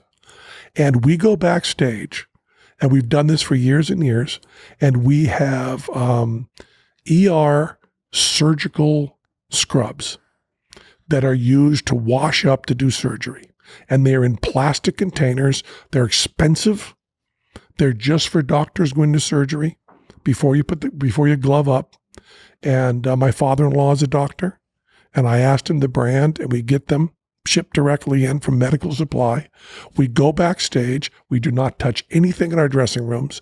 We open those sponges, and then we do a full 5-minute wash down, fingernails, everything. I certainly would not greet my children when they come to the show. Scrub down everything, full 5-minute wash, throw away the brush, full rinse, brand new towel, clean off, go. Then I can scratch my nose, which has been driving me crazy for 10 minutes. So I so hope on the campaign trail that Bernie's doing that. Oh, please. Yeah. They should put you in charge of the coronavirus outbreak. Well, I can't imagine I'm less qualified than Pence. I have at least been to the Center for Disease Control and gotten a full tour of USAMRIID. I've at least done that. Yeah. I've at least read the books. Yeah. But yeah, I think, although on COVID-19, the problem is it's airborne. So all the stuff I've talked about, if someone coughs or sneezes within 6 feet of me, all my stuff doesn't make any difference. And wearing a mask doesn't help. Wearing a mask is good to protect other people from you. It does much less protecting you from other people. I read that yesterday. I didn't know. Before I let you go, do you have I feel like you have probably a pretty great heartbreak story. You mentioned heartbreak being important. But at the same time, it's hard for me to imagine you being heartbroken because I feel like you might always be the one ending it. No. I do some of the cliche gender things, which is, or the weak things weak things people do, which is trying to make the other person upset enough that they break up with you. I do that. You do that? I do that weak thing. Yeah, or I did. I don't remember going to Hawaii and picking a fight. Oh, that's true. It's been 15 years. Yeah. I mean, I don't really remember. I don't know what I would be like now. I would like to think I would get rid of that, but I think this is appropriate for your show. I haven't told this story in a while, but it seems like a story that you should hear. There was a woman I lived with and we actually bought her parents' house together.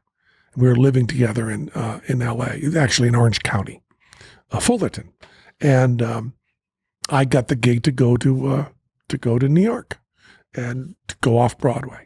Now, we did not think off-Broadway was going to be successful. When she got involved with me, I was carny trash. She just thought she was living her life with carny trash.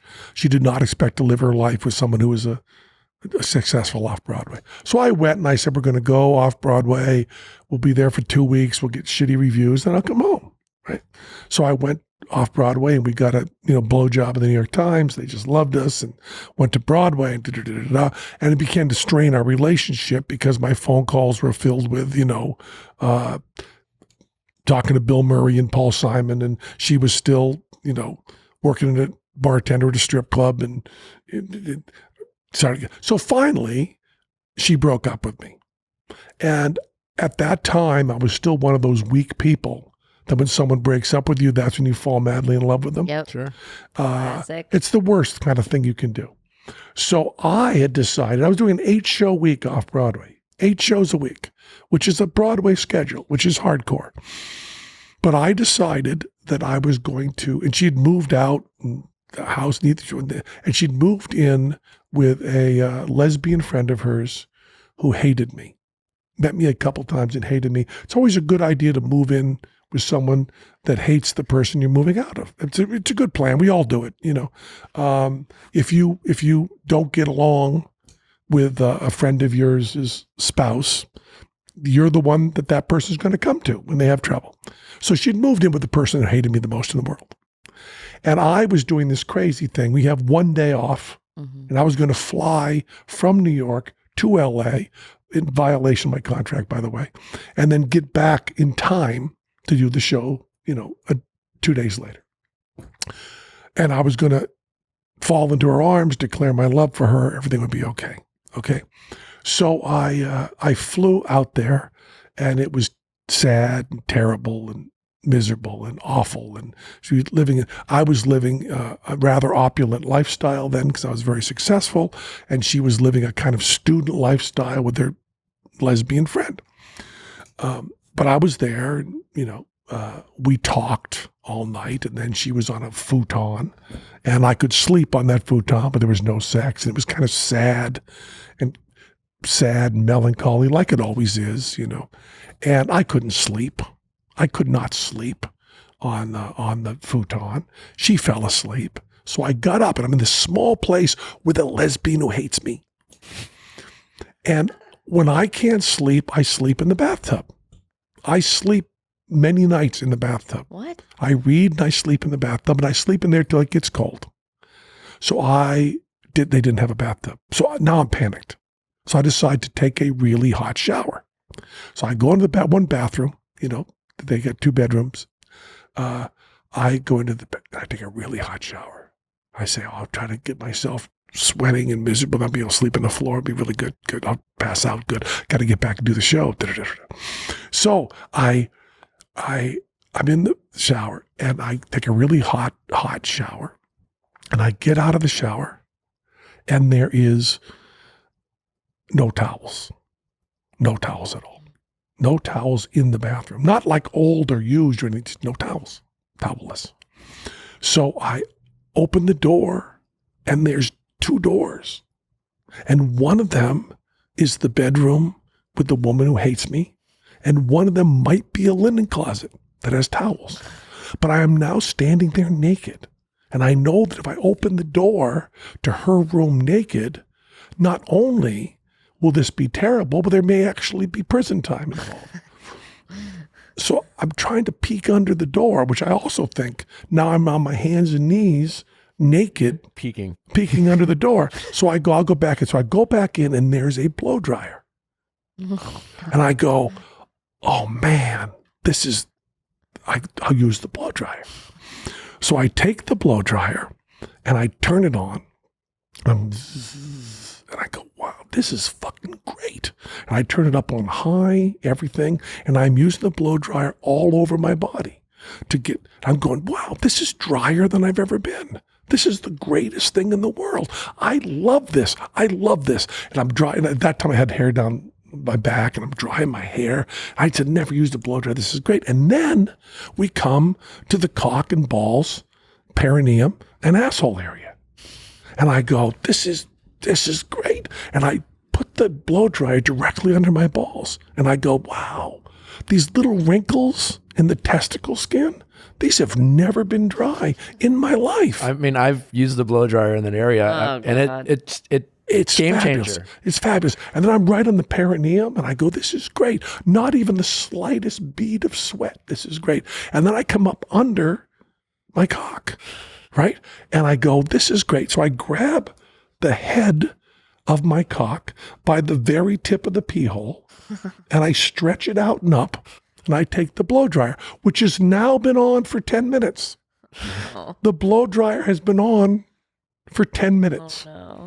And the heating element, which is recessed somewhat, is white hot now. It's almost to the point of shutting down. And I'm right under and I go, this is amazing. I'm like the Louis Pasteur of hygiene. This is the greatest. Why doesn't everybody do this? This is great. So I'm holding the very tip. You know what I'm talking about? The very tip of the pee hole, just like that, of a flaccid penis, but stretched out flaccid penis. And at that point, there is a rustle from the other room, like someone may be coming into the bathroom. And I am startled. And I let go of the pee hole, and my dick goes right into the blow dryer and onto the element. No. And it goes and like a Wendy's burger at the end. And then it sticks to it. No. And I pull it off, and little pieces, little tiny pieces of skin of the head of my circumcised cock are on the element of the blow dryer. And I go, and also someone's coming in to the bathroom and they may catch me putting penis flesh into the blow dryer. So now I pull it off, and now the end of my cock is blistered and bleeding, and there's little pieces of it in the blow dryer, which I'm trying to get out. And there's also smell of hamburger in the, okay. And I'm like, So I finally get the blow dryer clean, and that was a false alarm. And I put the blow dryer, and I also think it may be the lesbian's blow dryer that I put penis pieces into. So I'm going, oh, Jesus. And then I look at my cock, and it's just like a Wendy's hamburger. It's got a crosshatch across the top of blisters, right? Of blisters across the top. And I'm like, oh, Jesus. Oh, and it hurts a lot, a wicked lot. So now I go, oh, Jesus. And now it's like almost dawn. And I go, So I put my underwear on, and I get dressed, and I go out and I sit in the living room. I just sit there, and it's amazing how much my cock hurts. How are you not going to the hospital? And then the woman who hates me gets up first, and sure, she won't even look at me or talk to me. And I'm sitting there kind of pretending to be sleeping, sitting up, and she leaves. And then the love of my life comes in, right? And she says, oh, yeah, did you leave? I said, I had a little trouble sleeping, so I took a shower, and I've been out here. She goes, oh, yeah. And she's like making breakfast, and she's like really, really friendly and really, really nice. She comes over, and she sits down on the couch, and we're talking, and she puts her hand on my thigh. And I go, listen, before we go any further, I have to tell you something. Now, that's the worst thing that you can ever say when someone's making a sexual move on you. And she says, what? I said, well, no, it's not. She goes, what? What's wrong with you? What kind of disease do you have? Yeah. What's wrong with you? And I go, well, before you do that, I want to, it may be very unpleasant. She goes, what? I go, I took a shower. Oh, no. And I tell her the story a little bit more condensed than I told you. Oh, I dropped my cock in a blow dryer. And she says, let me see. And I go, no, you don't. She goes, let me see. I go, no, no. She goes, let me see. So here we are in an apartment in LA, 9 a.m, sun-filled. Woman that I haven't been naked with for a few months. I now have to stand up in front of her in some sort of horrible, like, total humiliation thing. And I unbuckle my jeans, drop my pants. There's my underwear. My underwear already has seeping pus. No. And it's already stuck to. And I pull my pants down and she says, show me. So I kind of show her the end of my penis like a Wendy's hamburger. And I say, it's not my fault. It was an accident. And she says, Penn, these things do not happen to normal people. I want to live my life with normal people. Get out.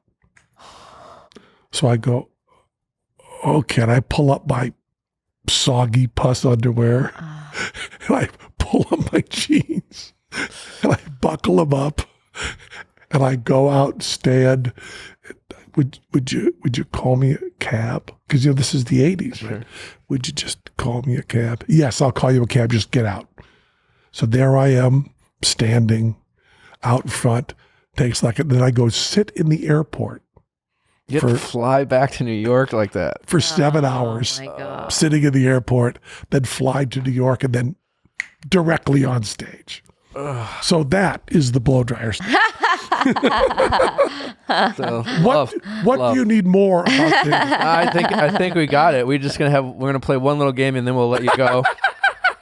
That's amazing. I'm just thinking about. Oh God, that had to have hurt. I mean, I've shaved my balls and scratched it and it hurts. That's burning. It's wow. Yeah. We're gonna play one more game before we let you go. It's called Do You Know Me? It's real fun and simple. Okay.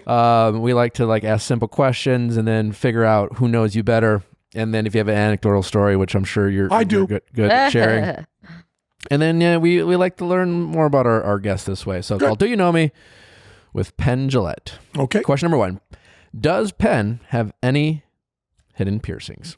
Don't answer right away. We're going to guess. I think he definitely did once at some point in his life. He no longer has the piercing. What, it used to have nipples pierced? Or somewhere else? I don't think he does. Sure. I don't think he does. I mean, I don't know where. Maybe the balls, maybe the nipple. But at some point, he certainly tried it. Got blood tattoos. I don't think you have any. Or ever had any? It's a very difficult question to answer because of the word hidden. Hidden? I know, that's what I was thinking too. You're naked all the time. I had my ear pierced and I'm wearing headphones. Oh. But I think in the spirit of the question, I do not have any. Okay. Yes. Rochelle, up for an early lead. This never happens. Question number 2. Has Penn ever faked sick to stay home from work? No. No. Yeah. Workaholic.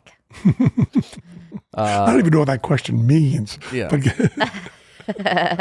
he's you probably work been all the time. He's probably been on his deathbed and showed up for work. I've pulled IVs out of my arm at the hospital, gone and done a Seriously? show. Yeah. Come back. He just told a story about his balls being cooked and still showed up for work.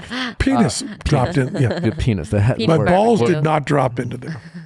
Question number 3. Has Penn ever spent 2 weeks in a hospital? Also, No, he works 2 works weeks. too much. 2 weeks, 2+ weeks.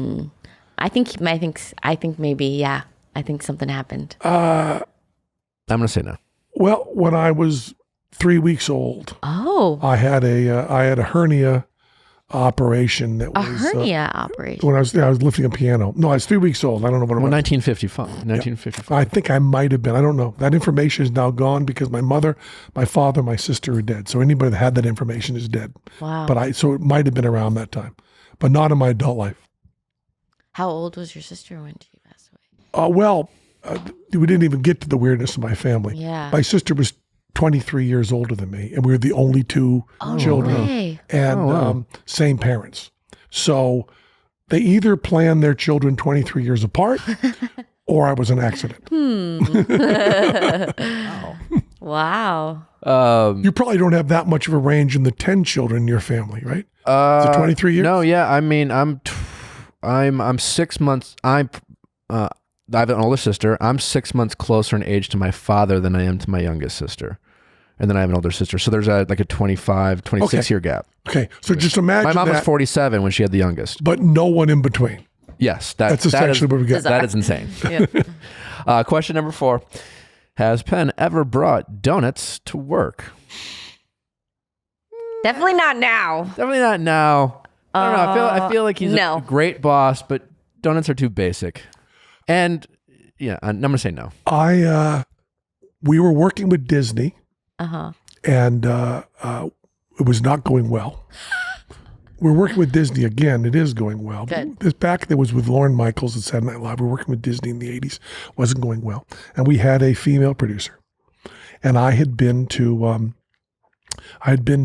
Florida. There was a place called R Donuts, where there was a topless donut shop. Okay. It was the greatest place in the world. It's a great idea. Greatest place in the world for me. No alcohol. Right? But topless, carrying coffee and bringing you donuts. I loved it. What a dream. So I came back and I said to our producer, I love this topless donut shop. You should deliver donuts to the Disney people topless. And she gave me some schooling where she said, you always think that's funny for a woman to be naked in that situation, which takes away my power and does this. You'd never suggest that to a guy. And I said, I was way out of line. I should never have done that. So then the meeting happened, and it was Lorne Michaels and Teller and all the Disney executives and our producer, who was a woman, all lined up at a table. And when everybody was sitting down there, I went into the closet, just walked into the closet, where I had a tray of 24 donuts. And I took off all my clothes. And I came in to a board meeting in New York, totally with Disney. Totally butt-ass naked with a tray of donuts. I don't know how appetizing. I'm just kidding. And that's still the long job. I'm kidding. Don't be prudish. I said, want a crawler? And I walked in and I served donuts to everybody. That was, by the way, the end of the deal. And she was... I said, I just wanted to show you that I would never ask you to do something I wouldn't do myself. And I just asked you topless. I did full nude. And so I have brought donuts to work and delivered them naked. I did not expect that to be such a great question. Yeah, that was a good question. Last question. By the way, you were both wrong. I know. Yeah, I was. I know. I'm not doing a good job. I'm pretty good at this. Has Penn gotten a manicure in the past month? His nails are painted. His nails are painted. I'm gonna say yeah. Yeah, he has. He doesn't do. I don't think he gets manicures. I think he does. Every week, full manicure, pedicure every month.